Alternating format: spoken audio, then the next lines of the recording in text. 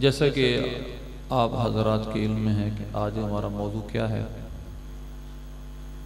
اس موضوع کی اہمیت انشاءاللہ بیان کے بعد درمیان پہ دیکھیں گے یہ موضوع کتنا اہم ہے۔ حضرت سیدنا امام علی مقام، امام تشنقام، امام عرش مقام، امام حمام، امام حسین رضی اللہ تعالی عنہ،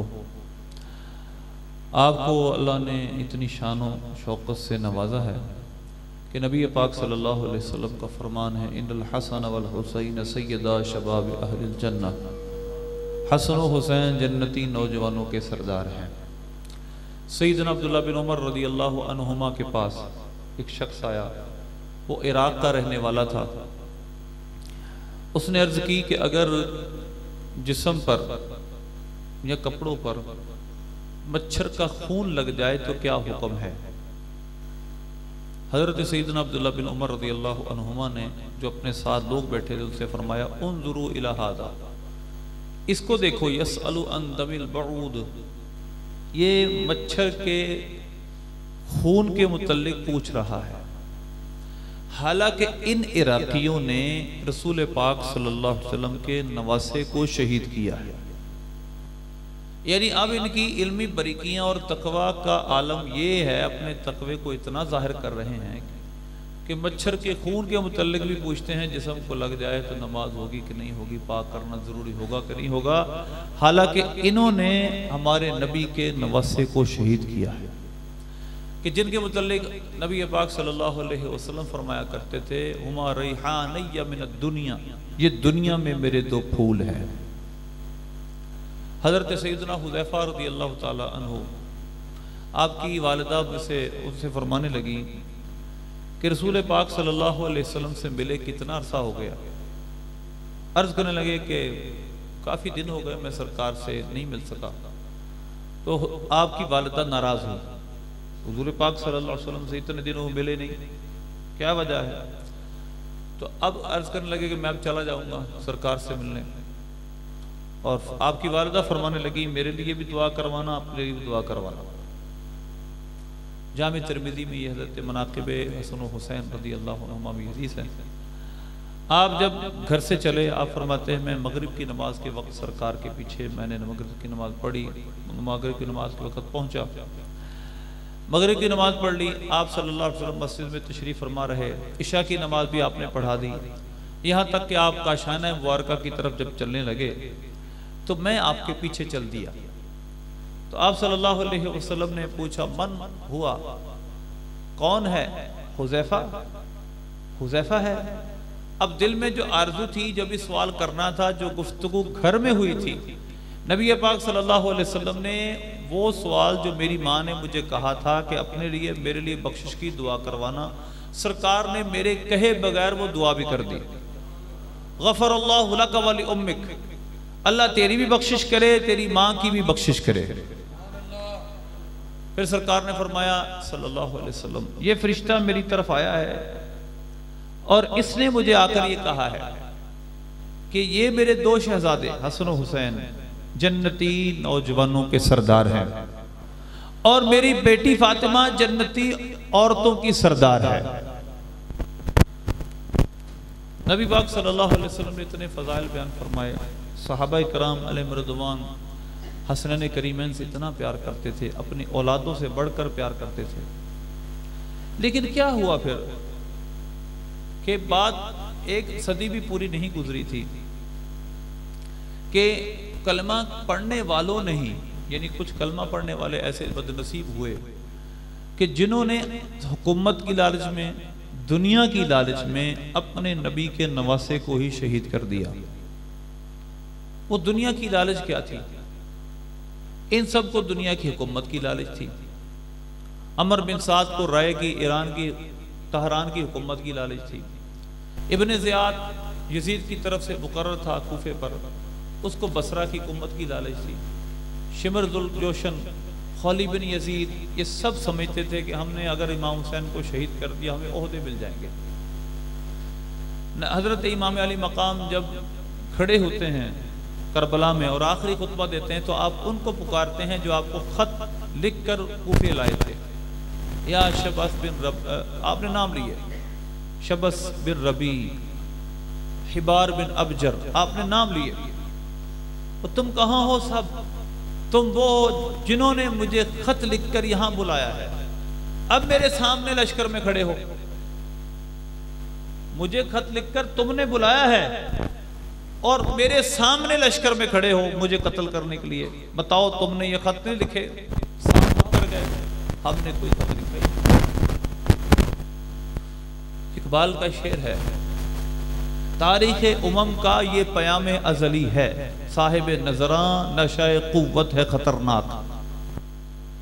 یہ نشہ قوت اتنا خطرناک ہوتا ہے کہ جب یہ سوار ہو جائے پھر انسان ہر ظلم کر بیٹھتا ہے، پھر اس کرسی کے اس تخت کی لالچ میں انسان بھائی کو مار دیتا ہے، بھائی کا قتل پھر بھی چھوڑتا ہے، انسان اپنے نبی کے نواسے تک کو شہید کرنے کے لیے تیار ہو جاتا ہے۔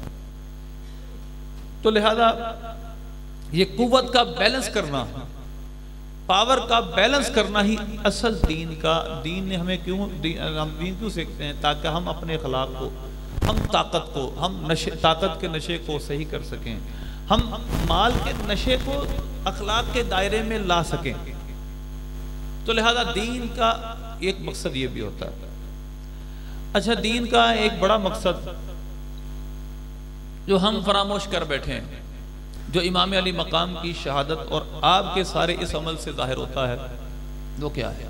ہم کربلا کے واقعات سنتے ہیں، ہم کربلا کے واقعات سن کر رو بھی لیتے ہیں، ایسے خطیب بلاتے ہیں جو ہمیں اس قدر لے جاتے ہیں کہ ہم واقعی رو پڑتے ہیں، حالانکہ ہمارے ایمانی جوش ہمارے اندر ہونا چاہیے، ہمارے اندر محبت رسول اتنی ہونی چاہیے، اہل بیت کا پیار اتنا ہونا چاہیے کہ ہم اگر تصور بھی کریں تو ہماری آنکھیں بہنا شروع ہو جائیں، نہ کہ ہمیں کوئی واقعہ سنایا جائے اور واقعہ بھی پتہ نہیں وہ کسی کتاب میں لکھا کہ نہیں، وہ خطیب ہمیں صرف رلانے کے لیے واقعہ بیان کرے۔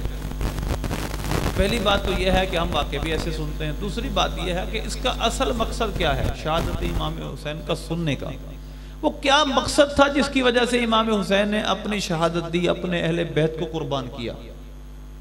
کیا بات تھی جس کی وجہ سے آپ یزید کے خلاف کھڑے ہوئے؟ وہ کتابوں میں بات لکھی، البدایہ والنہایہ اور تاریخی کتابوں میں، کہ یزید کیا کرتا تھا؟ نماز چھوڑتا تھا۔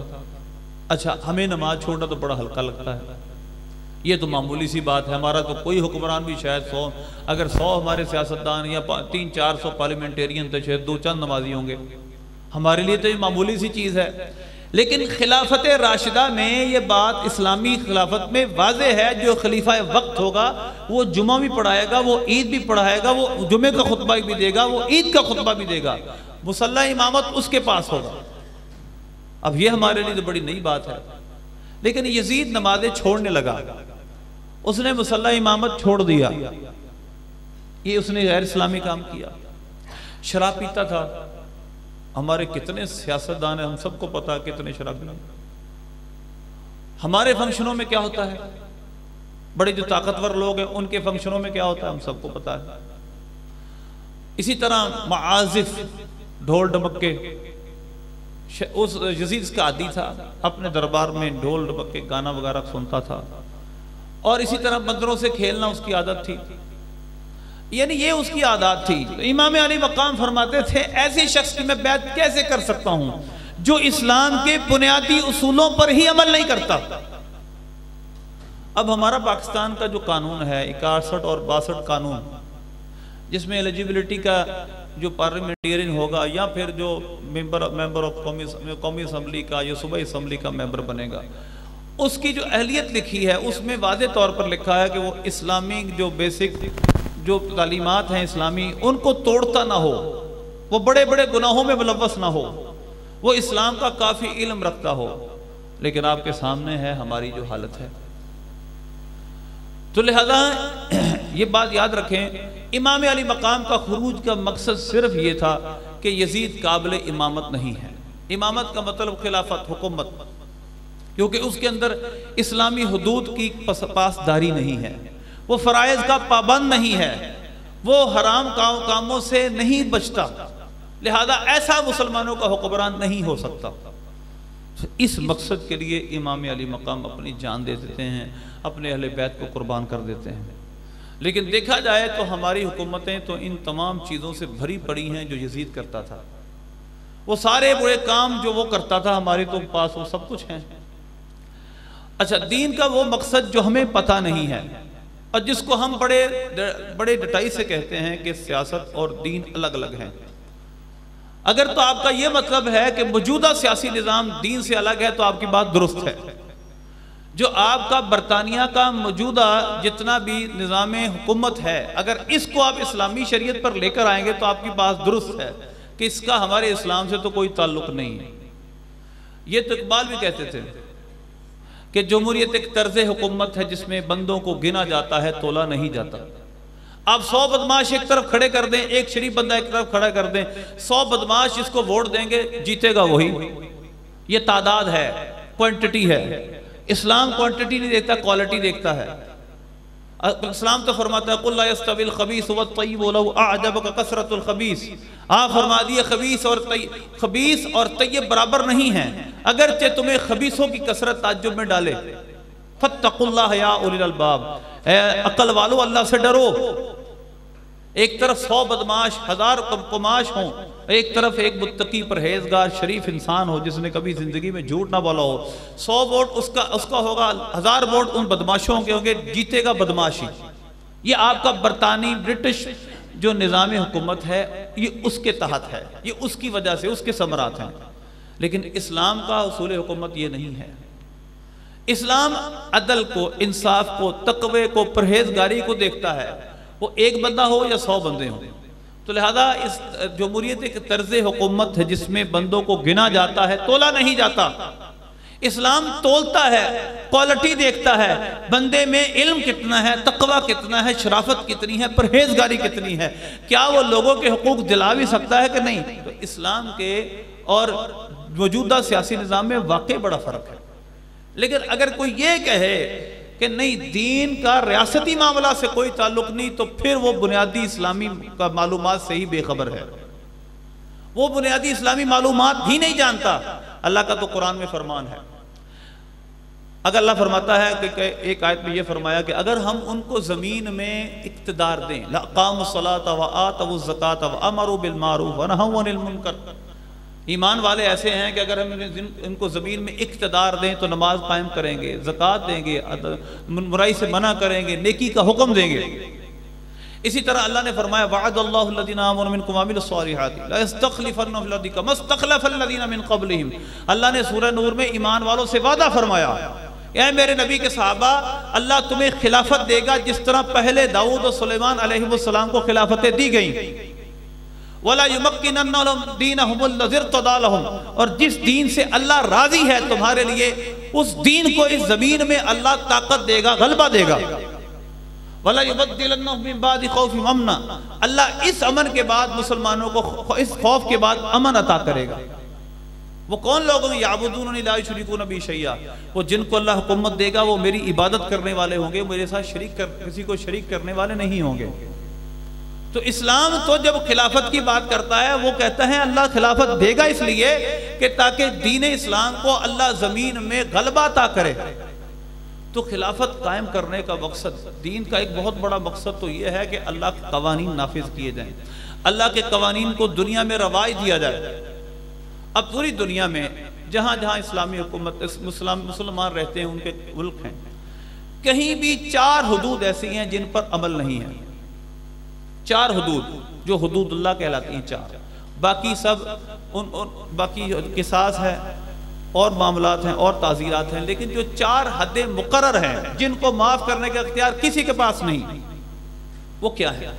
ایک حد زنا ہے، قرآن میں سورہ نور میں فرمایا گیا الزانی والزانیۃ فاجلدوا کل واحد منہما 100 جلدہ، کہ ان کو 100 کوڑے مارو. شادی شدہ ہوں تو رجم کر دیا جائے. اچھا، دوسری اسی طرح سورہ نور کے اسی رکوع میں حد قذف کو بیان کیا گیا. اگر کسی پاک دامن مرد یا عورت پر کوئی تہمت زنا لگائے تو اس تہمت لگانے والے کو 80 کوڑے مارے جائیں. یہ دوسری حد ہے. تیسری حد اللہ نے سورہ مائدہ میں بیان کی السارق والسارقۃ فاقطعوا ایدیہما، چور اور چورنی کے ہاتھ کاٹ دو. چوتھی حد صحابہ کی اجماع سے ثابت ہے، حد شرب، شراب پینے کی سزا 80 کوڑے. یہ سزائیں جب ثابت ہو جائیں اس کو معاف کرنے کا اختیار کسی کے پاس نہیں ہے.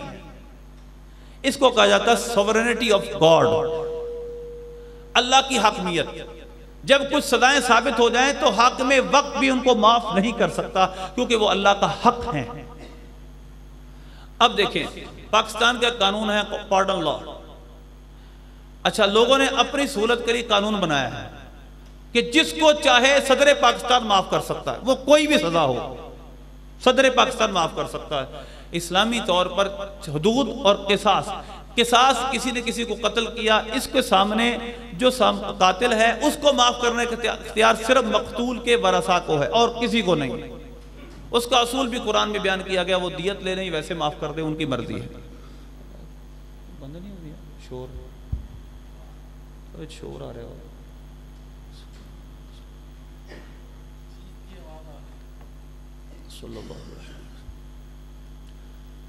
تو لہذا اسلام جس قانون کو نافذ کرنے کے لیے دنیا میں آیا، ایک عبادات اس کی ہیں، عبادتیں نماز پڑھنا، روزہ رکھنا، حج کرنا، زکوٰۃ دینا، یہ عبادتیں اس کی مالی ہیں یا بدنی ہیں. اور ایک اس کا نظام حکومت ہے.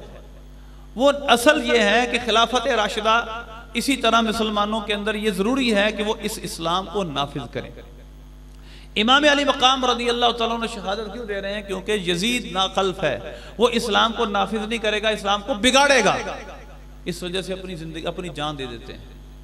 اور ہمارے اندر بالکل یہ سینس بھی نہیں ہے، ہمارے اندر یہ احساس بھی نہیں ہے کہ اسلام آیا کیوں ہے، اسلام کے اندر خلافت و حکومت کا نظام کیا ہوتا ہے. ہمارے اندر تو ایک نعرہ لگا دیا گیا ہے کہ سیاست اور دین الگ الگ ہے، مطلب ریاست کا دینی معاملہ سے کوئی تعلق نہیں، حالانکہ ایسا بالکل نہیں.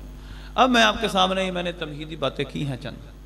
اسلام جب یہ مسلمان حکمرانوں اور کافروں کے درمیان کیا فرق ہے، میں آپ کو قرآن پاک اور کچھ احادیث کے ذریعے اس کو ہم سننے کی کوشش کریں گے، سمجھنے کی کوشش کریں گے کہ جب دین کے ساتھ طاقت مل جائے تو اس کا ثمرہ کیا ہوتا ہے، اس کا نتیجہ کیا ہوتا ہے، اور جب یہی طاقت کفر کے ساتھ، الحاد کے ساتھ، سیکولرزم کے ساتھ مل جائے تو اس کا نتیجہ پھر کیا ہوتا ہے. ہو لا دین کے لیے ہو تو زہر حلاہل سے بھی بڑھ کر، اور دین کی حمایت میں تو ہر زہر کا تریاق. یہ قوت کے بارے میں اقبال کی ایک نظم ہے، اس کا آخری مصرع ہے کہ اگر لا دین کے لیے ہو، لا دین کو اگر طاقت مل جائے تو پھر یہ بہت بڑا زہر ہے، لیکن اگر دین کی حمایت کے لیے طاقت استعمال ہو تو پھر ہر زہر کا تریاق ہے، ہر زہر کا علاج ہے. تو میں آپ کے سامنے مسلمان حکمرانوں کے، مسلمان جو حکمران گزرے ہیں ان کا طرز حکومت کیا تھا. حضرت داؤد علیہ السلام، حضرت جالوت، ان کے بعد حضرت داؤد علیہ السلام، ان کے بعد آپ کے بیٹے حضرت سلیمان علیہ السلام. یہ مشہور نبی پاک صلی اللہ علیہ وسلم سے پہلے جو حکمران گزرے ہیں. حضرت داؤد علیہ السلام کو اللہ نے طاقت، انتہا کی طاقت دی. اِنَّا سَخَّرْنَا الْجِبَالَ مَعَهُ يُسَبِّحْنَ بِالْعَشِيِّ وَالْإِشْرَاقِ، ہم نے داؤد کے ساتھ پہاڑوں کو مسخر کر دیا، صبح و شام اس کے ساتھ تسبیح کرتے تھے. اللہ نے فرمایا أَلَنَّا لَهُ الْحَدِيدِ، ہم نے لوہے کو حضرت داؤد علیہ السلام کے ہاتھ پر نرم کر دیا کہ آپ لوہے کو ہاتھ میں پکڑتے، جو چاہتے اس سے بنا لیتے. آپ کو کسی مشین کے استعمال کرنے کی ضرورت نہیں تھی، آپ اس سے زرے بناتے، ہاتھ سے ہی لوہے کو، پیتل کو مروڑتے اور جو چاہتے بنا لیتے. آپ کو کسی مشین کی ضرورت نہیں تھی. اتنی طاقت حضرت داؤد علیہ السلام کو اللہ نے عطا کی. پہاڑ آپ کے ساتھ مسخر تھے، پہاڑ آپ کے ساتھ مل کر تسبیح کرتے تھے. پرندوں کی بولیاں آپ سمجھتے تھے، پرندوں کی بولیاں اللہ نے داؤد علیہ السلام کو بھی سکھائیں، حضرت سلیمان علیہ السلام کو بھی سکھائیں. طاقت کا اندازہ لگائیں طاقت کتنی ہے کہ لوہے کو ہاتھ سے موڑ سکتے ہیں، پرندے ساتھ تسبیح کرتے ہیں، پرندوں کے ساتھ گفتگو کر سکتے ہیں، اسی طرح پہاڑ ساتھ مل کر تسبیح کرتے ہیں. اتنی طاقت ہے. مگر عاجزی اور انکساری کا عالم یہ ہے کہ ایک جگہ سر رکھ کر اتنا روئے کہ وہاں گھاس اگ گئی. خشیت کا عالم یہ ہے. اور آپ کی خشیت اور اللہ کے لیے فیصلوں کا عالم یہ ہے. ایک فیصلہ آپ کی بارگاہ میں پیش ہوا، آپ علیہ السلام نے فیصلہ کر دیا. ایک کھیت کے اندر بکروں نے حملہ کر دیا، وہ سارے کا سارا کھیت خراب کر دیا. اب یہ فیصلہ حضرت داؤد علیہ السلام کے پاس آیا. داؤد علیہ السلام نے فیصلہ کیا یہی بکریاں اس کھیت والے کو دے دی جائیں، کیونکہ برابر ہیں. حضرت داؤد علیہ السلام بھی چھوٹی عمر کے ہیں. آپ حضرت داؤد علیہ السلام، سلیمان علیہ السلام چھوٹی عمر کے ہیں. حضرت سلیمان علیہ السلام داؤد علیہ السلام سے باپ سے عرض کرتے ہیں کہ اس کے بارے میں کچھ عرض کروں؟ آپ نے فرمایا ہاں کہو. آپ نے عرض کی میرا میرے نزدیک فیصلہ یہ ہے، یہ بکریاں اس کو دے دی جائیں جو کہ کھیتی کا مالک ہے، اور بکریوں کا مالک اس کھیتی کو پھر اگائے، کھیتی باڑی کرے یہاں تک یہ فصل دوبارہ اگ جائے. اگنے کے بعد جب یہ قابل کاشت ہو جائے تو بکریاں اس کو واپس کر دی جائیں. میرے نزدیک فیصلہ یہ ہے. حضرت داؤد علیہ السلام نبی ہیں، آپ بادشاہ ہیں، اس کے باوجود کہتے ہیں تمہارا فیصلہ درست ہے، میں اپنا فیصلہ واپس لیتا ہوں.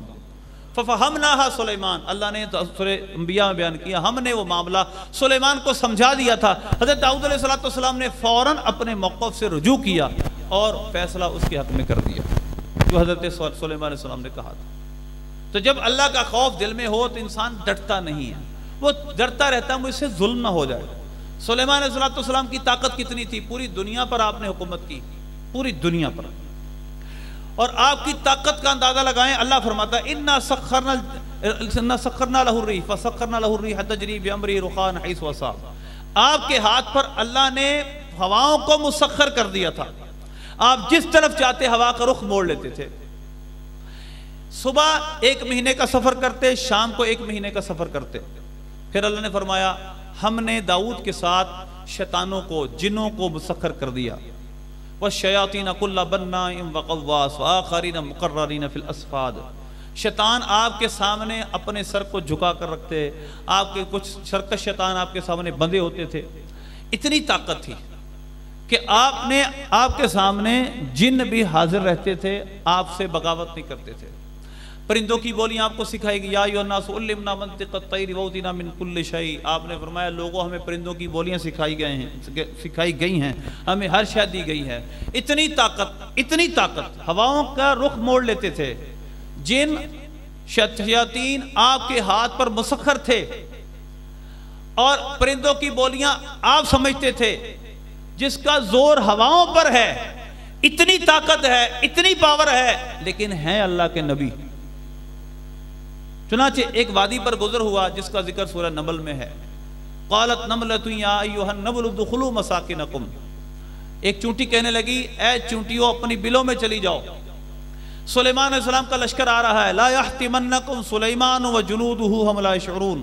کہیں ایسا نہ ہو کہ سلیمان اس کا لشکر تمہیں انجانے میں کچل ڈالے.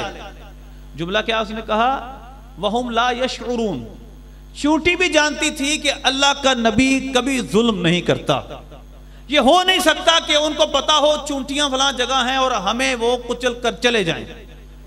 حضرت سلیمان علیہ السلام نے فتبسم ضاحکا من قولها. سلیمان علیہ السلام اس کی یہ بات سن کر مسکرا دیے. یا تو اس وجہ سے مسکرائے کہ وہ سمجھی شاید مجھے پتہ نہیں چلے گا، آپ نے 3 میل سے اس کی بات سن لی. یا اس وجہ سے مسکرائے کہ اس کی دانش کا اندازہ لگائیں، وہ چونٹی بھی جانتی ہے کہ اللہ کا نبی کبھی ظلم نہیں کر سکتا. چنانچہ حضرت سلیمان علیہ السلام اپنے سارے لاؤ لشکر کو روکتے ہیں. جب چونٹیاں اپنی بلوں میں چلی جاتی ہیں پھر اپنے لشکر کو حکم دیتے ہیں کوچ کرنے کا. یہ ہیں وہ جن کو اللہ نے پوری دنیا پر بادشاہت دی، انتہا درجے کی طاقتیں عطا کی، اور وہ بادشاہت عطا کی کہ دعا کی یا اللہ مجھے وہ بادشاہت دے جو میرے بعد کسی کو نہ دے. چنانچہ حضرت داؤد علیہ السلام، حضرت سلیمان علیہ السلام کو اللہ نے اتنی طاقت دی، لیکن مخلوق پر رحم کا عالم یہ ہے کہ چونٹیوں کے لیے اپنا سارے کا سارا لشکر روک لیتے ہیں. تو یہ ہے جب خوف خدا طاقت کے ساتھ مل جائے تو پھر ہر زہر کا تریاق ہے. اور اگر خوف خدا نہ ہو اور انسان اللہ سے ڈرتا نہ ہو، کسی ضابطے کا پابند نہ ہو، تو پھر یہ ایسا زہر ہے جو ہر شے کو ہلاک کر دیتا ہے. اور اس کی مثالیں کیا ہیں؟ اچھا اسی طرح خلافت راشدہ میں آ جائیں. نبی پاک صلی اللہ علیہ وسلم بھی حاکم وقت تھے. آپ صلی اللہ علیہ وسلم نے جب اپنی حکومت مدینہ شریف میں قائم فرمائی تو آپ کے عدل و انصاف پر کفار کو اتنا یقین تھا کہ ایک یہودی کہتا ہے، اس کا معاملہ ایک بشر منافق سے ہوا. وہ منافق تھا، اوپر سے کلمہ پڑھتا تھا، دل سے کلمہ نہیں پڑھتا تھا. اس کا معاملہ ایک یہودی سے ہوا. یہودی نے کہا میں تیرے نبی سے فیصلہ کرواؤں گا. منافق کہنے لگا کہ میں کعب بن اشرف سے فیصلہ کروانا چاہتا ہوں. کیوں اس کو پتا تھا؟ وہ جانتا تھا کہ اگر میں نبی پاک صلی اللہ علیہ وسلم کے پاس گیا تو حضور یہودی کے حق میں فیصلہ کر دیں گے، کیونکہ میں نے اس پہ ظلم کیا ہے۔ اللہ نے قرآن پاک میں بھی اس کو نقل فرمایا، اللہ نے فرمایا کہ اگر وَإِن يَكُن لَّهُمُ الْحَقُّ يَأْتُوا إِلَيْهِ مُذْعِنِينَ، یہ منافق ایسے ہیں اگر تو پتا ہو کہ ہم نے کسی پہ ظلم کیا تو کبھی بھی آپ کے پاس اے پیارے حبیب نہیں آئیں گے، اور اگر ان کو پتا ہو کہ ان کا حق بنتا ہے تو آپ کے پاس آئیں گے، پھر جلدی کرتے آئیں گے۔ یعنی ان کو منافقوں کو بھی آپ کے انصاف پر یقین ہے، لیکن ان کو یہ بھی پتا ہے کہ اگر ہم نے ظلم کیا تو ہم نے فیصلہ کعب بن اشرف سے کروانا ہے، رسول پاک سے نہیں کروانا، کیونکہ آپ تو پھر عدل و انصاف کا فیصلہ کریں گے۔ تو لہذا آپ صلی اللہ علیہ وسلم جب حاکم بنتے ہیں، آپ صلی اللہ علیہ وسلم جب مدینہ کے اندر تشریف لاتے ہیں اور ریاست مدینہ قائم ہوتی ہے، تو آپ صلی اللہ علیہ وسلم کے عدل و انصاف پر یہودیوں کو بھی یقین تھا کہ ایسا نہیں ہو سکتا کہ نبی پاک صلی اللہ علیہ وسلم کبھی عدل سے ہٹ کر فیصلہ کریں۔ تو لہذا اس وجہ سے یہ عدل و انصاف کی مثالیں، جب انسان اللہ کا ڈر رکھتا ہو، سرکار سے بڑھ کر اللہ کا خوف رکھنے والا کون ہے؟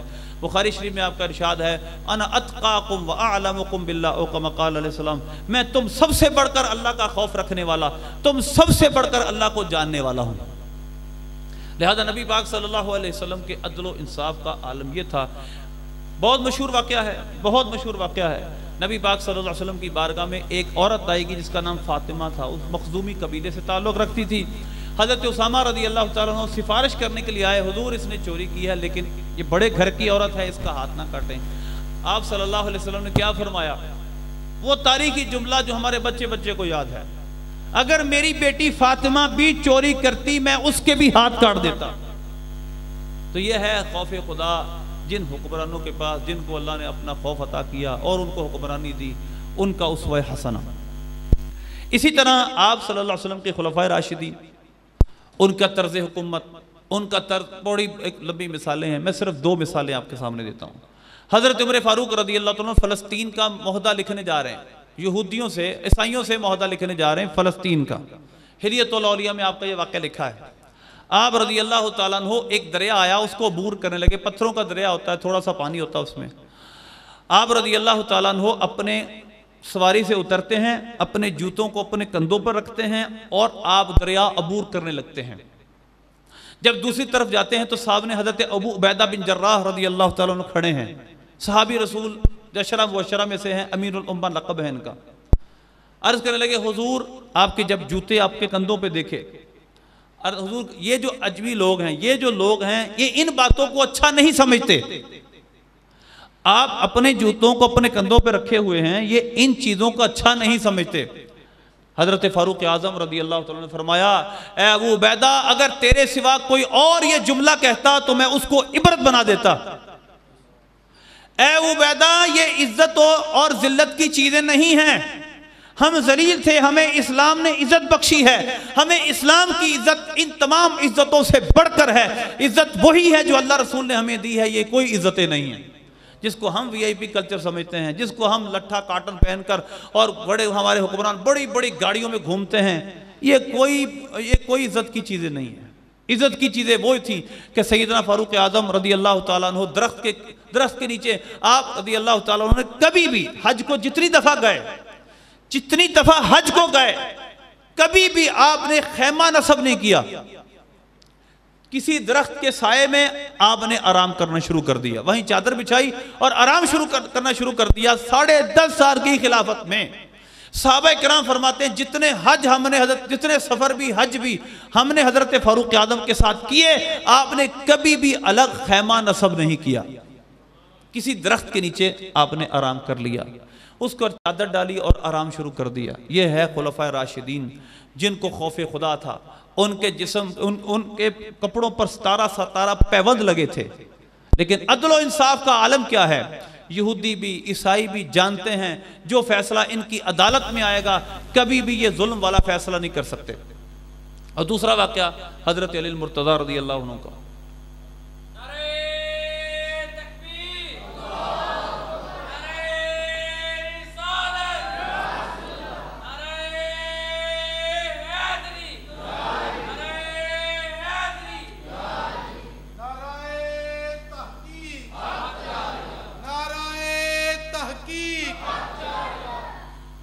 حضرت مولا کائنات علی المرتضیٰ رضی اللہ تعالیٰ عنہ آپ کا ایک مقدمہ یہودی لے کر آپ کے ہی مقرر کردہ قاضی شریح کے پاس جاتے ہیں.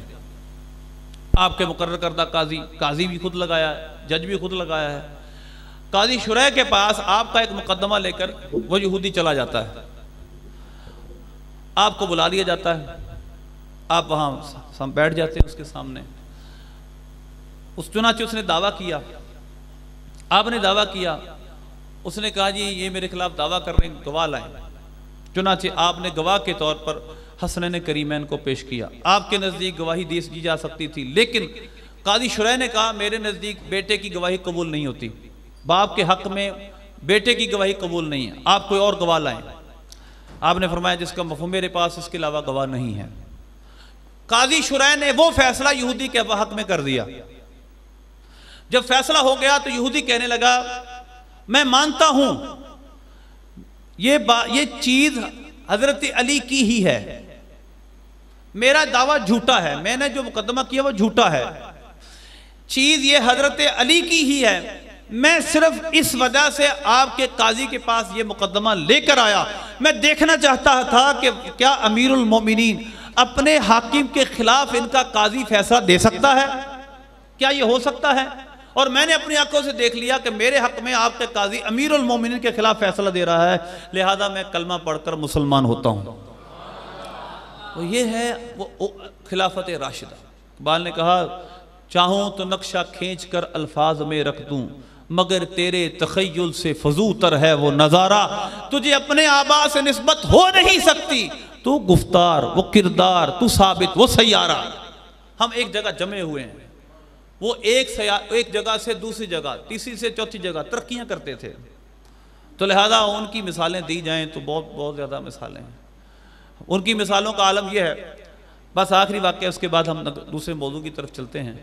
ایک دفعہ آپ گشت کر رہے ہیں, رات کا وقت ہے, حضرت عمر فاروق رضی اللہ تعالیٰ عنہ کا. ایک عورت شکوہ کر رہی تھی میرے حال کا امیر المومنین کو پتہ ہی نہیں, میں کس حالت میں زندگی بسر کر رہی ہوں. آگے سے آپ کہنے لگے بتا نہیں میں کون ہوں. کہا امیر المومنین تو اتنی بڑی زمین کا وہ حاکم ہے, اس کو کیا پتا کہ تمہارے گھر میں کیا ہو رہا ہے. ذرا توجہ کیجئے گا اور موجودہ حالات کو دیکھیے گا.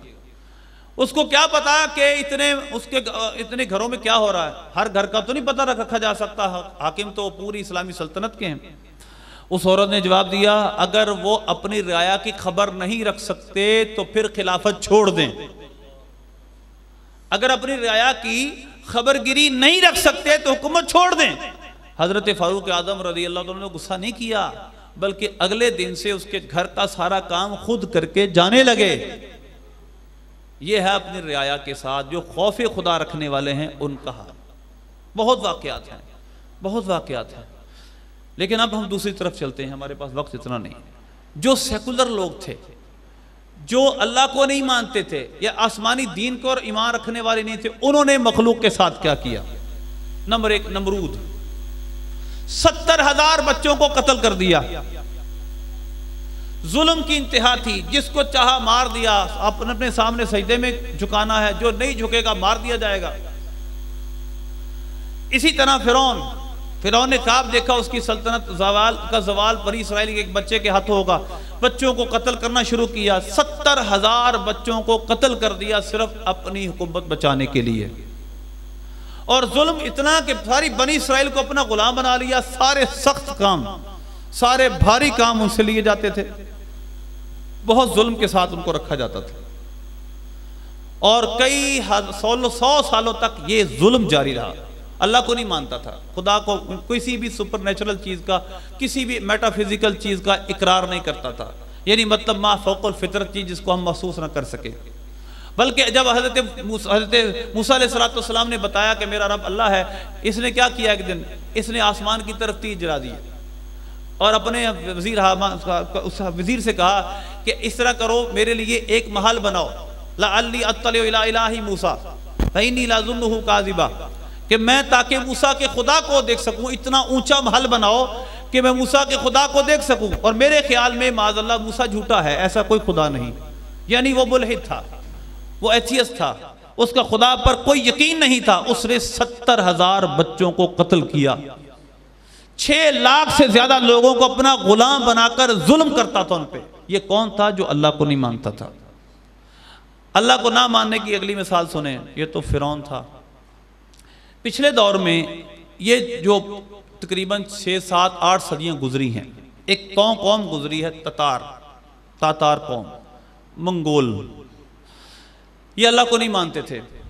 انہوں نے بغداد کے 16 لاکھ مسلمانوں کو شہید کیا۔ اس طرح پتہ نہیں کتنے لاکھ مسلمانوں کو اور کتنے لاکھ دوسرے لوگوں کو قتل کیا۔ اسی طرح یہ جو پچھلی صدی گزری ہے، ہم مسلمانوں کو بہت کچھ نعرے بنائے جاتے ہیں، جس طرح میں نے بیان کیا نا، بابت شیخ کو ایک نعرہ بنایا گیا، اس کا کوئی وجود نہیں۔ اسی طرح بہت سے نعرے بنائے جاتے ہیں اور ایک نیریٹو سیٹ کیا جاتا ہے۔ ہمارے لیے جو نعرے سیٹ کیے گئے، ہم ایکسٹریمسٹ ہیں جی، ہم دہشت گرد ہیں، ہم انتہا پسند ہیں۔ اچھا، پچھلی صدی جو 20ویں صدی گزری ہے، اس کے اندر 2 بڑی جنگیں ہوئیں، پہلی جنگ عظیم، دوسری جنگ عظیم۔ کروڑوں لوگ پہلی جنگ میں مارے گئے، کروڑوں لوگ دوسری جنگ میں مارے گئے۔ آپ بتائیں کس مسلمان نے کس کافر کے خلاف وہ جنگ لڑی؟ دونوں طرف عیسائی یا کافر یا ملحد تھے۔ پہلی جنگ عظیم میں صرف ترکی نے جرمنی کا ساتھ دیا تھا، اور جنگ 2 عیسائی ملکوں کی آپس میں تھی۔ کروڑوں لوگ مارے گئے، کسی کے ساتھ کوئی رحم نہیں کیا گیا۔ اس کے بعد دوسری جنگ عظیم ہوئی، ہٹلر نے کروڑوں لوگوں کو مارا، لاکھوں یہودیوں کو قتل کیا۔ 1945 میں ہیروشیما پر، ناگاساکی پر دنیا کا پہلا اور ابھی تک کا آخری ایٹم بم پھینکے، 2 ایٹم بم پھینکے گئے، کروڑوں لوگوں کو، لاکھوں لوگوں کو مارا گیا۔ وہ کوئی مسلمان تھا؟ وہ دنیا کے آج جو کہتے ہیں ہم انسانی حقوق کے علمدار ہیں، یہ ان سب کام انہوں نے کیے ہیں۔ تو لہذا مسلمانوں نے جب کوئی حکومت فتح کی ہے، جب کوئی ملک فتح کیا ہے، تو معافی کا اعلان کیا ہے، وہاں لوگوں کو معاف کیا انہوں نے۔ تو لہذا یہ ہے جو اللہ کا خوف رکھنے والے ہیں ان کی طرز حکمرانی، اور جو خوف خدا نہیں رکھنے والے ان کی طرز حکمرانی۔ یزید ان میں سے تھا جو اللہ کا خوف نہیں رکھتا تھا، جو دین الہی کی صحیح طرح پابندی نہیں کرتا تھا۔ لہذا امام حسین نے اس کی بات نہیں مانی۔ تو محترم سامعین کرام، سمجھنے والی بات یہ ہے، ہم دین اسلام کو سمجھیں۔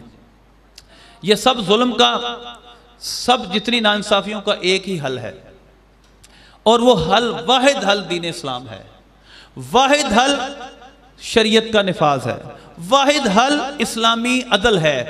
آپ اس عدل کے نظام میں کیا توقع رکھتے ہیں؟ آپ 2.5 مرلے کے پلاٹ کے لیے کئی سالوں تک مقدمہ لڑتے ہیں، اور ہو سکتا ہے آپ کو پھر 10 سال کے بعد کہیں بیٹھ کر باہر صلح کرنی پڑے۔ تو کیا آپ بتائیں یہ کون سا نظام عدل ہے؟ اسلامی نظام عدل میں تو 5 منٹ میں فیصلہ ہو جاتا تھا۔ تو لہذا اسلامی شریعت، اسلامی نظام حکومت، یہی ہماری نجات ہے، اور یہی اسلام کا مقصد ہے کہ اسلام غالب آئے۔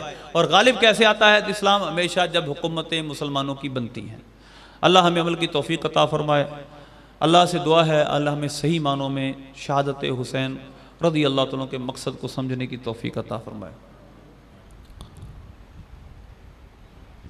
پچھلے بیان میں سوال ایک کیا گیا تھا آپ سے، آپ نے فرمایا تھا اگلے بیان میں جواب دیں گے۔ یہ بات کہی جاتی ہے کہ نبی تو اپنا پیشاب نہیں روک سکتے، اس کی وضاحت فرما دیجیے۔ میں نے پچھلے بیان میں ایک بات کہی تھی کہ دانش مندی ہمارے دور میں بہت کم ہو گئی ہے۔ اب وہ سوال ہی ایسا عجیب و غریب ہے، اور ایسا دریدہ دہنی کا سوال کیا گیا، ایسے گستاخانہ لہجے میں بات کرتے ہیں وہ لوگ کہ معاذ اللہ نبی تو اپنا پیشاب ہی نہیں روک سکتے۔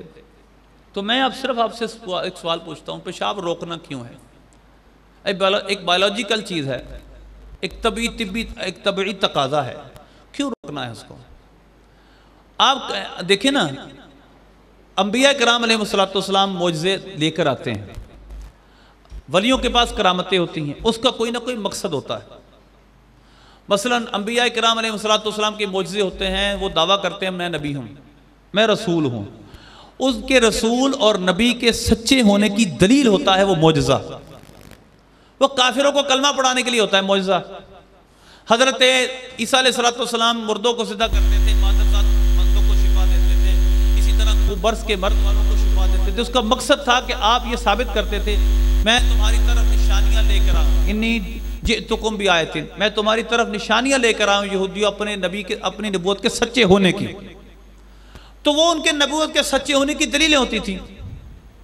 تو معجزہ اس وجہ سے پیش کیا جاتا ہے تاکہ نبی اپنے سچے ہونے کی دلیل دے اور اسلام کے سچے ہونے کو بیان کرے۔ تو مجھے بتائیے معاذ اللہ پیشاب کیوں روکنا ہے؟ حضرت موسیٰ علیہ السلام پتھر پر عصا مارتے تھے، پانی جاری کر دیتے تھے، دعا کرتے تھے، من و سلوہ آ جاتا ہے۔ جو بھی تقاضا سامنے والے کا ہے وہ کہتا ہے میں نے ایسے معجزہ دیکھنا ہے، ویسے نبی دعا کرتے تھے، معجزہ ظاہر ہو جاتا تھا۔ تو معاذ اللہ ثم معاذ اللہ بتائیے یہ کون سی لاجک ہے معاذ اللہ کی ایک نبی اپنا پیشاب نہیں روک سکتے تھے؟ معاذ اللہ اتنا گھٹیا ذہن۔ انبیاء کرام نبی پاک صلی اللہ علیہ وسلم آسمانوں پہ چلے گئے، کسی بھی فزیکلی رول کے تحت، کسی بھی سائنٹیفکلی اصول کے تحت انسان آسمان پر لا مکان کی بلندیوں میں آج بھی نہیں جا سکتا۔ معجزہ ہوتا ہی وہ جو عقل سے ماورا ہو۔ کیا یہ کمال کم ہے؟ نبی پاک صلی اللہ علیہ وسلم نے اشارہ کیا چاند کے 2 ٹکڑے ہو گئے، یہ کمال کم ہے؟ تو اب انبیاء کرام علیہ السلام ہر کام قانون فطرت سے ہٹ کے نہیں کرتے۔ وہ دنیا میں ہمیں کچھ سکھانے بھی آتے ہیں۔ کھانا فطرتی کام ہے، وہ کھاتے ہیں۔ وہ شادی کرتے ہیں، فطرتی چیز ہے۔ وہ اسی طرح قضاء حاجت بھی فرماتے ہیں، فطرتی چیز ہے۔ اور ان کے ہر کام میں ہمارے لیے رہنمائی ہوتی ہے، ہمیں طریقوں کو پتہ چلتا ہے۔ تو معاذ اللہ یہ کون سی دانش مندی ہے کہ ان کا کمال ثابت کرنے کے لیے یہ ثابت کریں معاذ اللہ انبیاء اپنا پیشاب نہیں روک سکتے؟ بس اصل بات یہ ہے کہ انبیاء کو اللہ بے شمار کمالات دیتا ہے، جس طرح کا موقع محل ہوتا ہے، جس طرح کی ضرورت ہوتی ہے، اس طرح کا وہ معجزہ ظاہر کرتے ہیں۔ اسی طرح اولیاء کرام ہیں، اولیاء کرام کے بھی کرامتیں ہوتی ہیں، ان کی کرامتیں بھی اسلام کی تائید کے لیے ہوتی ہیں۔ تو لہذا انبیاء کرام علیہ السلام کو پیشاب کرنے کی کیا ضرورت ہے؟ میں نے آپ کے سامنے بیان میں عرض کیا، حضرت داؤد علیہ السلام کے ساتھ پہاڑ مسخر کر دیے، وَلَنَّا لَهُ الْحَدِيدِ۔ آپ میں کوئی ہے یا مرزا محمد علی یا ان کا کوئی فالوور ہاتھ کے ساتھ لوہا موڑ کے دکھائے، ہاڑ کے ساتھ برتن بنا کے دکھائے، ہے کوئی؟ وَلَنَّا لَهُ الْحَدِيدِ۔ قرآن فرماتا ہے ہم نے لوہے کو حضرت داؤد علیہ السلام کے ہاتھ پہ نرم کر دیا۔ اَنِعْمَلْ سَابِغَاتٍ وَقَدِّرْ فِي السَّرْدِ وَعْمَلُوا صَالِحًا۔ آپ بڑی بڑی دیگیں بناتے تھے، بڑے بڑے آپ زیریں تیار کرتے تھے حضرت داؤد علیہ السلام اپنے ہاتھ سے۔ تو یہ غیر فطری چیزیں نہیں ہیں؟ کیا یہ ہم اپنے ہاتھوں سے کر سکتے ہیں؟ کیا کوئی ہم میں ایسا ہے جو ہوا کو اپنے ہاتھ سے روک دے، اس کا رخ بدل دے؟ حضرت سلیمان علیہ السلام یہ کرتے تھے، فَسَخَّرْنَا لَهُ الرِّيحَ۔ تو لہذا جس طرح کی اللہ نے اس وقت اللہ کی حکمت تھی، ویسے اللہ نے ان کو معجزے عطا کیے۔ تو پیشاب روکنے کا کیا تعلق؟ اسی طرح اللہ نے ولیوں کو کرامتیں دیں، جس طرح کہ حضرت آصف بن برقیہ کا تخت لانا، حضرت سیدہ مریم رضی اللہ تعالیٰ کا سورہ مریم میں ہے، اللہ نے فرمایا ہُزِّی اِلَیْکِ بِجِذْعِ النَّخْلَةِ تُسَاقِطْ عَلَیْکِ رُطَبًا جَنِیًّا۔ آپ اس خشک تنے کو اپنی طرف کھینچے، یہ آپ پر تر کھجوریں پھینکے گی۔ آپ کی طرف بے موسمی پھل آتے تھے۔ تو لہذا ہر کرامت کا، ہر معجزے کا مقصد انبیاء کرام کے معجزے بھی ایک فضول سا سمجھ لیں کہ نظریہ ہے جس کا کوئی سر پر